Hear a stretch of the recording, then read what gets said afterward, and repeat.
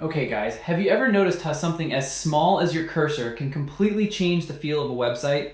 Most stores just leave the default boring arrow, and honestly it makes the whole store feel generic, like nothing's really been designed with the visitor in mind. But a good custom cursor changes that instantly. It makes browsing feel more interactive, more premium, and honestly just more fun for the user. Today we're talking about exactly that, how a simple cursor upgrade can boost the overall experience of your store. So let's not waste any more time, let's jump straight into it. Open your favorite browser and search for Shopify App Store. Click on the first link. This will take you straight to the official Shopify App Store.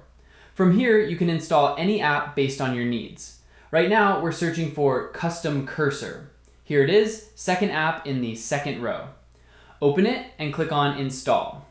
It'll load for a bit and take you straight back to your store's admin. Click Install again there too. After installation, you'll see an interface like this, with quite a few free options along with some really nice premium cursors too. Right now, I'll go with this star cursor, honestly one of the most beautiful ones here. Then click Save and Publish. But this cursor isn't live on your store just yet, because your store hasn't given this app permission to make changes to it.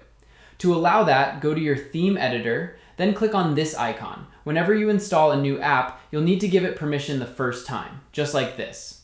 After that, hit Save.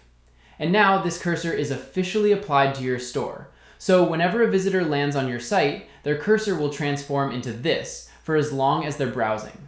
If you found this tutorial helpful, drop a like and let me know in the comments if you run into any issues. I read every single one and I'm always happy to help.